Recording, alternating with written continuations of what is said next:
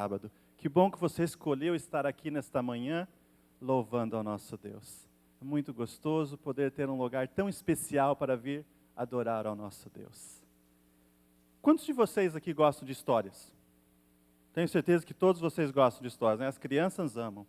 Quando eu era pequeno, muito tempo atrás, lá em Campo Mourão, na escolinha sabatina, que gostoso que era poder ir e escutar as professoras contarem essas histórias. Aquela Bíblia em feltro, quantos de vocês lembram, né? Todos aqueles personagens, e a professora contava aquelas histórias maravilhosas. E essas histórias, elas sempre fazem o quê? Nos ajudam para que a gente possa viver uma vida de acordo com a vontade de Deus. Eles trazem experiências, trazem coisas que, de uma outra forma, a gente não poderia aprender, a gente não poderia experimentar o que eles têm, o que Deus tinha para dar para cada um de nós. São mensagens maravilhosas que essas histórias têm. E essas histórias, elas foram deixadas para que a gente realmente pudesse ver, aprender com as experiências das outras pessoas. Para que assim a gente possa viver uma vida aqui, uma vida plena, uma vida em paz, uma vida de acordo com aquilo que Deus tem planejado para cada um de nós.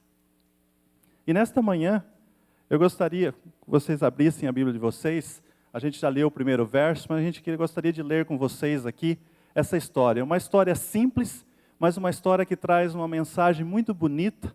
E muitas vezes, quando a gente lê essas histórias, a gente lê, mas em certo momento, quando você começa a estudar, começa a refletir sobre uma dessas histórias, você começa a ver mensagens e pontos e conceitos que Deus tem para cada um de nós. E a gente aprende muito com isso. Eu tenho certeza que, lendo essa história aqui, lá no futuro, quando vocês lerem isso aqui de novo, vocês vão relembrar de alguns conceitos, alguns pontos que nós vamos tratar aqui nesta manhã. Eu tenho certeza que isso vai trazer uma nova perspectiva para vocês. Lá em 2 Reis, o capítulo 4, uma história lá na época do profeta Eliseu. 2 Reis, o capítulo 4, começando lá no verso 1, e nós vamos ler até o verso 7. 2 Reis, capítulo 4, do verso 1 até o verso 7. Todos acharam? Vamos lá então. Certo dia, a mulher de um dos discípulos dos profetas foi falar a Eliseu: teu servo, meu marido, morreu, e tu sabes que ele temia o Senhor, mas agora veio um credor que está querendo levar meus 2 filhos como escravos. Eliseu perguntou-lhe: como posso ajudá-la? Diga-me, o que você tem em casa? E ela respondeu: tua serva não tem nada além de uma vasilha de azeite. Então disse Eliseu: vá pedir emprestadas vasilhas a todos os vizinhos, mas peça muitas. Depois, entre em casa com seus filhos e feche a porta, derrame daquele azeite em cada vasilha e vá separando as que você for enchendo. Depois disso, ela foi embora, fechou-se em casa com seus filhos e começou a encher as vasilhas que eles lhe traziam. Quando todas as vasilhas estavam cheias, ela disse a um dos filhos: traga-me mais uma. Mas ele respondeu: já acabaram. Então o azeite parou de correr. Ela foi e contou tudo ao homem de Deus, que lhe disse: vá, vende o azeite e pague suas dívidas, e você e os seus filhos ainda poderão viver do que sobrar. Veja que interessante essa história. Uma história simples, mas uma história que pode trazer uma mensagem muito bonita para a nossa vida espiritual. O primeiro ponto que eu gostaria de trazer para vocês aqui é no verso 1. Aqui já nos fala aqui, era uma mulher dos discípulos dos profetas, teu servo, teu marido morreu, e tu sabes que ele temia o Senhor. Veja, aqui estamos vendo uma viúva, esposa de um senhor que temia o Senhor, que temia Deus. Será que o cristão, será que a pessoa que teme a Deus tem problema na vida? Tem ou não tem? Tem muito problema. Tem muitos problemas. Então, por quê? Qual que é a vantagem de você ser um cristão? Se você vai ter problema na vida, se você confiar em Deus ou se você não confiar em Deus. Por que confiar em Deus, então? Por que ser um cristão? Veja, tem algo mais aqui nesse capítulo, nesse versinho. Aqui nos diz, ela fala assim, olha, e tu sabes que ele temia o Senhor. Veja, é muito difícil muitas vezes você ser um cristão lá fora, para os seus amigos, na igreja, onde for, é fácil. Mas para você ser um cristão dentro de casa, a coisa fica mais complicada, fica mais difícil. É muito mais trabalhoso para você ser um cristão dentro de casa. E aqui essa senhora, ela chega para Eliseu e ela fala para ele, esse teu servo, e você sabe que ele temia ao Senhor. Ela tinha convicção, ela sabia. Quer dizer, ele tinha feito aquilo que Deus queria dentro da sua casa. Ele era um homem que temia a Deus, ele era um homem que confiava em Deus. E ele mostrava para os seus filhos e para sua esposa, as suas atitudes, o seu dia a dia, aquilo que ele fazia no seu dia a dia, mostrava que ele era um homem que temia a Deus. Mas mesmo assim, o que aconteceu com ele? Ficou doente, morreu, e além de tudo, ainda deixou dívidas para sua família. Quer dizer, um cristão que teve problemas na vida. Um cristão, uma pessoa que confiava em Deus, que teve problemas. Então, se, tanto para o bom como para o ímpio, as coisas acontecem, as tragédias acontecem, qual que é a vantagem, então, de ser um cristão? Veja, o cristão, a pessoa que confia em Deus, ela sabe aonde procurar a solução dos seus problemas. Essa senhora aqui, ela foi buscar a quem? Ela foi buscar a Deus. Através do profeta Eliseu, ela foi buscar a Deus. Que ela sabia, ela confiava, ela tinha certeza de que o Senhor poderia resolver a sua situação. E veja, como que Deus começa a resolver a situação, como que Deus começa a resolver os nossos problemas? Vamos ver aqui no verso 2, o que Eliseu nos fala ali, ó.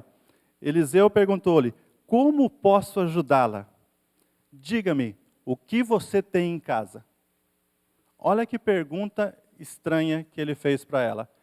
O que você tem em casa? Será que quando nós vamos para Deus, é isso que Deus pergunta para nós? O que você tem em casa? O que você tem para me oferecer? Será que é isso que Deus pergunta? Foi isso que o profeta perguntou para ela. O que você tem em casa? Veja, a maioria de nós, muitas vezes, quando é feita uma pergunta dessa, o que a gente olha? A gente olha para as coisas negativas. A gente olha para as coisas que nós não temos. Ah, porque eu não tenho uma fisionomia boa, gostaria de fazer uma plástica. Não tem nada errado em fazer plástica. Mas, eu gostaria de fazer uma plástica no meu nariz, ou arrumar um pouquinho aqui o queixo, ou arrumar um pouco a barriga. Eu não gosto da minha cor, ou eu não gosto de algo que tenha em mim. Gostamos sempre de olhar o quê? O negativo, em vez de focarmos o quê? No positivo, naquilo que Deus nos dá. E Deus te pergunta, o que é que você tem em casa? O que você tem que você pode me oferecer?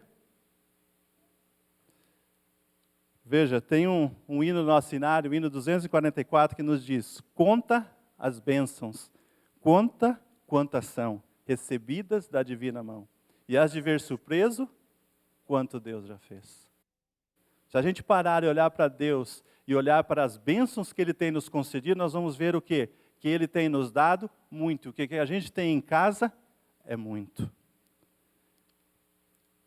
Muitas vezes a gente olha e fala, se eu tivesse uma voz bonita, para cantar, pudesse cantar como a Sonete, para acompanhar o pastor Bulhon, tivesse uma voz bonita para acompanhar o pastor Luiz Gonçalves.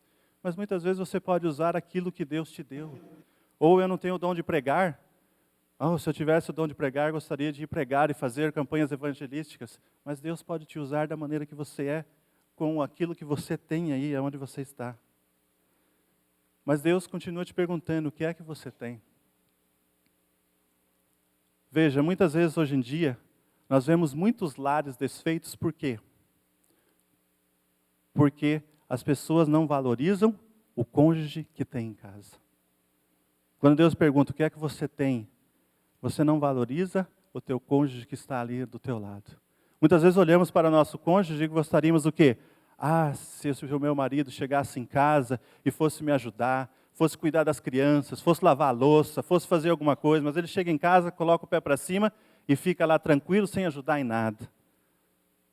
Ou a minha esposa, se eu chegasse em casa e tivesse tudo prontinho, tivesse a comida pronta, tivesse já com as crianças tudo prontinho, ela tivesse arrumadinha, bonitinha, aí sim seria bom essa esposa. Não olhamos para o quê? para as qualidades que ela tem, não olhamos para as qualidades que ele tem. E veja, quando você tem problema na sua casa, quando você tem problema no seu casamento, claro, tem exceções, mas você vai para Deus e fala assim, Deus, eu estou com um problema no meu casamento. O que Deus vai perguntar para você? O que você tem em casa? Veja, não estou querendo ganhar ponto aqui não, a minha esposa é uma esposa perfeita. Diante de Deus, e com o poder de Deus, ela é uma esposa perfeita. Sabe qual é o problema no nosso relacionamento? Sou eu. Sabe por quê? Porque eu não sou perfeito. E muitas vezes queremos que o nosso cônjuge seja perfeito, mas nós não somos perfeitos. Precisamos colocar diante de Deus o quê? Deus vai perguntar para você, o que você tem em casa? Coloque diante de Deus as coisas boas que o teu cônjuge tem. As coisas que ele sabe fazer melhor. É isso que nós precisamos valorizar, e não valorizar aquilo, as fraquezas, as coisas erradas que eles fazem em casa, mas valorizar aquilo que eles fazem de bem. E eu tenho certeza que isso vai mudar o casamento de vocês, vai mudar a vida de qualquer um de nós. Se nós confiarmos, e quando Deus perguntar o que você tem em casa, nós olharmos para as coisas boas que Deus nos dá. Veja, muito importante, queridos irmãos, muito importante a gente saber os pontos positivos que nós temos em casa. Veja, e será que é mesmo assim? Será que Deus faz essa pergunta mesmo? Vamos ver um exemplo bíblico sobre isso. Mais um exemplo bíblico, um exemplo de Moisés. Vamos lá em Êxodo 4 e o verso 1. Não tirem, não marquem bem aí onde vocês estão, porque nós vamos voltar aí. Nós vamos lá para Êxodo, capítulo 4 e o verso 1. Veja aqui, um exemplo bíblico, que Deus pergunta realmente para nós o que é que nós temos. Êxodo 4 e o verso 1 nos diz, Moisés respondeu, e eles não acreditarem em mim, nem quiserem me ouvir e disserem, o Senhor não lhe apareceu. Veja, Moisés estava preocupado. Ele falou assim, não, Senhor, eu não posso, mesmo com todo o treinamento que eu tive lá no Egito, mesmo com tudo todo aquele treinamento que eu tive, todo o ensinamento, tudo que eu tive ali, eu passei 40 anos aqui no deserto, não tem mais, olha, o povo nem me conhece mais, eu não sei falar, não tem como, não dá mais para fazer isso, eu não posso ser esse líder que você quer que eu seja. Mas veja ali no verso 2, Deus lhe faz uma pergunta, então o Senhor lhe perguntou, o que é isso em sua mão? É uma vara, respondeu ele. Veja, queridos irmãos, Deus perguntou para Moisés, o que é que você tem na sua mão? Ele falou, uma vara.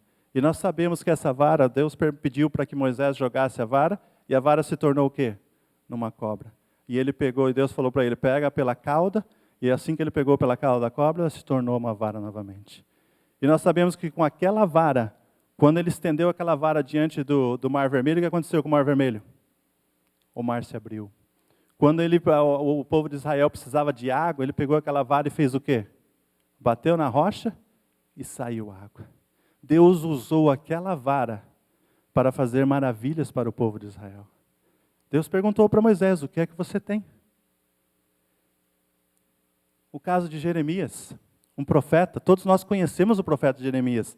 Lá em Jeremias 1, 6 e 7 nos fala que ele falou para Deus, eu não sei falar, eu sou muito pequeno, eu não sou grande o suficiente, eu sou o menor aqui da minha casa, eu não tenho como fazer isso. O Senhor quer que eu trazer uma mensagem tão especial para o povo? Eu não tenho condições de fazer isso. E Deus falou por quê para ele? Pode ficar tranquilo que eu posso usar aquilo que você tem. E nós sabemos que Jeremias foi o quê? Foi um profeta muito importante de uma época muito importante na vida do povo de Israel. Quando o povo de Israel foi levado cativo para a Babilônia, ali ficaram o quê? Por 70 anos. E foi um profeta que foi o quê? Foi muito mal entendido, ficou preso, foi açoitado, foi uma situação muito difícil para ele. Mas ele confiou em Deus e Deus o usou.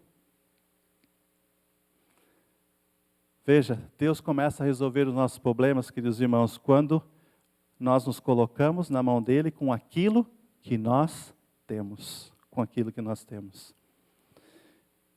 E veja, o segundo conceito da nossa mensagem desta manhã, ela se encontra ali no verso 3 agora, lá em 2 Reis, voltando lá em 2 Reis 4, no verso 3, nós podemos ver o segundo conceito aqui. Veja, então disse Eliseu, vá pedir emprestadas vasilhas a todos os vizinhos, mas peça muitas. Deus pediu, através do profeta, que ela fosse buscar o quê? Vasilhas vazias. Olha o pedido que Deus fez para aquela mulher. Se você está indo pedir a Deus uma solução para o seu problema, o que você gostaria de fazer? Que Deus fizesse o quê? Estralasse os dedos assim e resolvesse o seu problema, não é? Mas Deus pediu algo para ela, assim, algo muito estranho. E muitas vezes Deus pede coisas para nós que são o quê? Estranhas, que são assim, loucuras. E veja, Deus não pediu, e Deus ainda falou para ela, não traga poucas, mas traga muitas. Já pararam um pouco para imaginar essa cena? A mulher chega para os seus filhos e fala, olha, nós vamos ter que ir na casa dos vizinhos buscar vasilhas vazias. E eles começam a ir batendo de porta em porta. Vocês já imaginaram a reação desses vizinhos?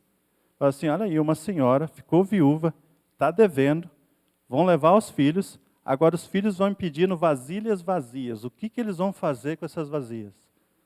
O que eles vão fazer com essas vasilhas que eles estão pedindo? Veja que pedido estranho de Deus. Mas ela confiou.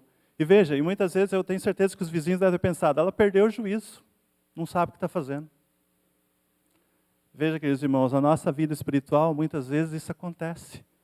Lá no meu trabalho mesmo, muitas vezes as pessoas chegam para mim e falam, viu, mas e você vai continuar fazendo o que você está fazendo hoje? Que você tem alguma aspiração, algum sonho? Você não gostaria de ser um gerente geral? Para ganhar 5 vezes o que você ganha hoje? E a minha resposta para eles é sempre a seguinte, o meu sábado é inegociável. Aos olhos dele, quando eu falo isso, parece que eu tenho 10 cabeças, porque eles ficam olhando para mim assim e falam assim, mas como? Perdeu o juízo, rapaz? O quanto que você vai conseguir ganhar a mais do que se você continuar onde você está? Mas os nossos princípios são o quê? Inegociáveis. E aos olhos dos outros é o quê? É uma loucura. Você está perdendo o juízo. Quando às vezes alguém está precisando de um trabalho, e você vai e ajuda a pessoa arruma um trabalho, aí tem que trabalhar o sábado, a pessoa fala, eu não vou poder trabalhar. O que as pessoas lá fora pensam? Está ficando louco. Eu fui atrás, procurei, fiz isso, fiz aquilo, consegui o trabalho para você, agora você não quer trabalhar? Só porque tem que trabalhar no sábado? O quê? Os pedidos, às vezes, as coisas que vêm para nós, ao mundo lá fora, eles não conseguem entender. E veja, e era da mesma forma aqui para essa senhora. O pedido de Deus para ela foi um pedido estranho. Mas será que foi só nessa história que tem pedidos estranhos? Será que na Bíblia não tem mais nenhum outro pedido dessa forma? No verso seguinte, aqui, no capítulo seguinte de 2 Reis, no capítulo 5, nós temos a história de quem? De Naamã. O que aconteceu na história de Naamã? Naamã era leproso, ele era o chefe do exército da Síria, e aquela serva hebreia que estava na casa dele falou, olha, se você for lá ver o meu profeta, o profeta Eliseu, ele pode te curar. Aí o Naamã fica todo feliz e vai lá ver o profeta Eliseu. E chega lá, o que o profeta Eliseu pede para ele? Vá lá no Rio Jordão e se banhe 7 vezes. Pedido estranho ou não? Algo muito estranho. E Naamã ainda olha ainda pensa com ele, mas eu vou no Rio Jordão, um rio sujo daquele, um rio lamacento, para que eu vou lá no Rio Jordão? Tem tantos rios lá na Síria, muito mais bonitos, muito melhores, limpinhos. Para que eu vou no Rio Jordão e tomar banho lá 7 vezes naquilo? Para que eu vou fazer isso? Olha que pedido estranho. Mas o que aconteceu com Naamã? Porque ele confiou, porque ele fez, ele foi o quê? Restaurado, ele foi curado. Um pedido estranho, mas ele fez, ele confiou em Deus. Um outro exemplo também, que nós podemos, um exemplo muito simples. Quando os discípulos estavam ali pescando, e na manhã seguinte Jesus chegou para eles e falou assim, viu, vocês têm alguma coisa para comer? Eles falaram, não, passamos a noite inteira aqui e não pegamos nada. Aí o que Jesus fala para eles? Pega a rede e joga do lado direito. Na cabeça deles, o que passou? Mas como, Senhor? Nós passamos a noite inteira aqui pescando, não tinha nada, agora você vai mandar jogar do outro lado do barco e vai ter peixe? Se não tem desse lado, por que vai ter do outro? E o que acontece? Mas eles falam, bom, vou fazer, né? Porque Deus está mandando, Jesus está mandando, eu vou fazer. Jogam a rede e o que acontece? Vem cheio de peixes. Que pedido mais estranho de Jesus. Mas eles confiaram e receberam a bênção. Veja, queridos irmãos, os pedidos de Deus, muitas vezes, eles vêm de pedidos estranhos. Vêm de formas estranhas. Quando você se coloca na mão de Deus e pede algo a Ele, Ele muitas vezes ele te fala, aqui está a solução, mas você vai ter que fazer isso. E muitas vezes é algo estranho para nós. Algo que não está na nossa natureza. Algo que a gente vai ter que sair da nossa zona de conforto. Muito interessante, queridos irmãos. Mas veja, aquela mulher seguiu exatamente o que o profeta pediu para ela. O que Eliseu pediu para que ela fizesse. E veja ali, no verso 5 nos diz o resultado. Depois disso, ela foi embora, fechou-se em casa com seus filhos e começou a encher as vasilhas que eles lhe traziam. E daí no verso 6 nos fala, quando todas as vasilhas estavam cheias, ela disse a um dos seus filhos, traga-me mais uma. Mas ele respondeu, já acabaram. Então o azeite parou de correr. Veja, aqui chega no terceiro ponto da nossa mensagem desta manhã. Qual é a medida da bênção de Deus? Veja nessa história aqui, queridos irmãos. Ela foi e buscou muitas vasilhas vazias. E ela chegou em casa, e ela começou a pegar aquela vasilhinha que ela tinha, cheia de azeite, e começou a colocar nessas vasilhas. E o que aconteceu? E ela foi pegando uma a uma e foi enchendo. Mas a história nos conta que ela ainda tinha mais umas 10 vasilhas quando o azeite parou, foi isso? Foi isso que aconteceu? O que a história nos fala? Quando todas as vasilhas haviam sido cheias, o azeite parou. Qual foi a medida da bênção de Deus para essa senhora? Quem que colocou a medida da bênção ali? Foi Deus ou foi ela? Foi a fé dela. Foi a fé dela. Se ela tivesse tido mais vasilhas, teria continuado enchendo as vasilhas? Teriam. Porque o profeta pediu para ela o quê? Busque muitas. E aquilo que ela tinha se encheu. Quer dizer, será que é realmente assim mesmo? Será que nós colocamos diante de Deus a medida da bênção que Ele pode nos oferecer? Será que é isso mesmo que acontece? Vamos ver mais um exemplo bíblico aqui que nos mostra que a medida, ela pode ser, em muitos casos, nós que limitamos a medida da bênção de Deus. Lá em João, no capítulo 2, o verso 6 a 8, nos traz a história, o milagre de Jesus. O primeiro milagre de Jesus, todos nós conhecemos. Qual foi o primeiro milagre de Jesus? Transformação da água em vinho. Ali nos diz que Maria chegou para aqueles servos e falou para eles o quê? Vocês têm o quê? 6 vasilhas. Façam tudo que Jesus falar. E Jesus chegou para eles e falou o quê? Pega essas 6 vasilhas e encham com água. Olha que pedido estranho. Mais uma vez, eles tinham um problema e Jesus queria colocar agora o quê? Uma bênção diante deles. Mas primeiramente eles tinham que ter o quê? Ter fé. Tinham que confiar. E agora eles pegam aquelas vasilhas e enchem as vasilhas de água. E o que aconteceu? A partir disso eles tiveram o melhor vinho que aquela festa tinha visto, ou tinha tido. Mas já pensou se aqueles servos tivessem pensado assim, bom, vou encher isso aqui com água.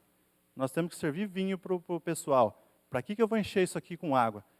6? Não, vamos encher só 2 e ver o que acontece. O que teria acontecido? Quantas talhas teriam se transformado em vinho? Apenas 2. Ou se eles tivessem feito com 4? Jesus falou para ele o quê? Encham todas com água. Será que realmente a medida da bênção vem de acordo com a nossa fé? Vem de acordo com aquilo que nós fazemos? Vem de acordo com aquilo que nós colocamos diante de Deus?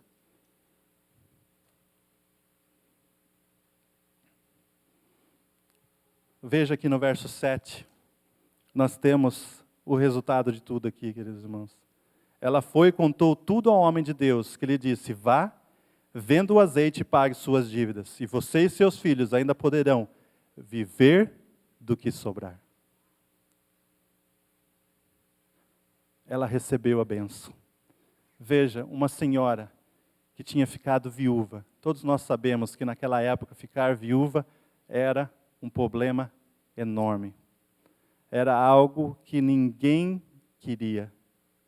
Você sendo uma viúva, você não tinha direito a nada. E agora ela estava ali com uma dívida, com seus filhos, sendo com a possibilidade de ser levado como escravos. Ela vai até o servo de Deus, ela vai até o profeta. E o profeta pergunta para ela, o que você tem em casa? E ela fala, eu só tenho uma vasilha com um pouquinho de azeite. Ela não tinha quase nada. Não tinha quase nada. Mas Deus faz ali o quê? Um milagre com aquilo que ela tinha. Ela confia em Deus. Ela vai, pega aquelas vasilhas vazias, traz. E agora, aquelas vasilhas vazias, elas enchem do azeite. No qual, agora ela pode, com todas essas vasilhas, ela vai, vende esse azeite. E agora ela recebe esse dinheiro e paga as suas dívidas. Seus filhos podem ficar com ela. Seus filhos podem continuar com ela. E agora ela recebe a bênção de Deus, que Deus estava querendo entregar para ela. Ela só precisava dar o passo de fé. Será que isso não acontece na nossa vida também, queridos irmãos? Muitas vezes Deus quer lhe dar uma bênção enorme. E Deus te pergunta, o que é que você tem em casa? Deus te pergunta, o que você pode fazer? O que você tem para você me oferecer? E muitas vezes nós olhamos e falamos, eu não tenho nada, Senhor. Mas nós temos muitas coisas. Nós temos muitos dons, temos muitos talentos. Temos muitas possibilidades que Deus pode usar através da nossa vida. E seja um pedido inusitado ou não, seja algo que a gente não entenda ou não, Deus está pronto a te trazer a bênção. Basta apenas você se colocar na mão de Deus. Basta apenas você ir a Ele e deixar com que Ele possa trabalhar e fazer o trabalho que Ele precisa fazer no seu coração. A Sandra vai cantar um hino agora. Eu gostaria que vocês pensassem nisso. Pensem nessa medida que Deus tem uma bênção especial para cada um de vocês. Vai depender de cada um de ir a Ele, de se colocar na mão dEle e aceitar aquilo que Ele tem para a sua vida. E eu tenho certeza que Deus pode fazer milagres maravilhosos na sua vida. E essa bênção, ela vai depender daquilo que você estiver disposto a fazer pelo nosso Deus. Que Deus possa estar abençoando a cada um de vocês.